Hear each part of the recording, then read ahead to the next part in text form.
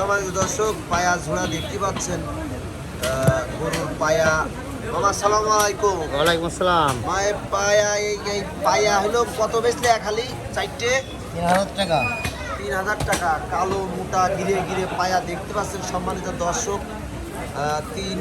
চারটে বিক্রি হলো 3000 টাকা। সম্মানিত দর্শক দেখতে পাচ্ছেন আজকে মোটা মোটা পায়া আরাপুর সাইনবার হোটেলে আচ্ছা আচ্ছা বিক্রি হবে।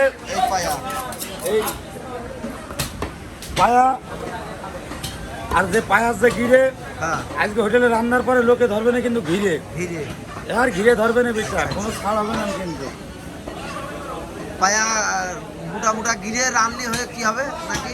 লোকে ধরবে ঘিরে। আরাপুর ধরবে সাইনবার ঘিরে। হোটেলে হ্যাঁ যারা জাগের আছে পেয়ার হ্যাঁ তারা খাবে নিহার, চলে আচ্ছা। যাবেন আরাপুর সাইনবার হোটেলে। আচ্ছা আচ্ছা আচ্ছা।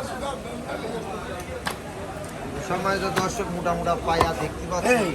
গরুর পায়া নিহারি তৈরি করা হয়।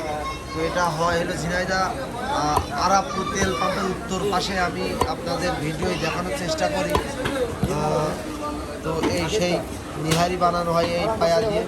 আপনারা দেখতে পাচ্ছেন এই পায়া এইভাবে ঝুড়ে কমপ্লিট করে এটা আবার সুন্দর করে প্রসেস করে রান্না করে আপনার বিক্রি হয়।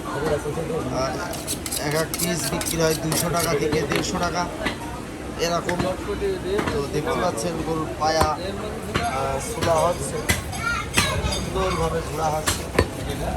আর অন্য অন্য জায়গায় পাঁচ চামড়া ফেলে না, আমাদের এখানে ফেলা হয়, কারণ আমরা এই চামড়া আমাদের এখানে কেউ খায় না। আমরা ঝিনাইদহ জেলার মানুষ, আমরা গরুর চামড়া খাইনি। অন্য অন্য জেলায় এই গরুর পাঁচ চামড়া আগুনি পুড়িয়ে প্রসেস করে ওনারা কোনভাবে যেন খায়। তো আপনারা যদি এই ভিডিও দেখে থাকেন অবশ্যই আমাকে কমেন্ট করে জানাবেন কোন তারে আপনারা এভাবে আপনার পার চামড়া সহকারে আপনারা হলো খান। তো বিষয়টা হচ্ছে এই দেখানোর চেষ্টা করছি।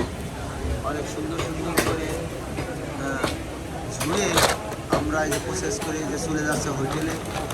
এইটা এখন হবে নিহারি, এক এক পিস বিক্রি হবে 150 টাকা থেকে 200 টাকা পর্যন্ত। তো এক হালি বিক্রি হলো 3000 টাকা। আর ওই হালি কত হলো ভাই? ওই হালিটা ছোট হালি কত? 1800 টাকা ভাই।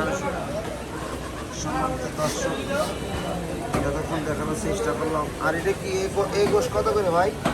550 টাকা ভাই। 550 টাকা কেজি। জি। আচ্ছা আচ্ছা। আর আজকে এই যে ভুড়ি ভুড়ি কত করে কেজি? ভরি 350 টাকা কেজি। গোটা ভুড়ি সাথে 150 সব মিলাই পাবেন। ঠিক আছে, সবাই ভালো থাকবেন, সুস্থ থাকবেন। আসসালামু আলাইকুম।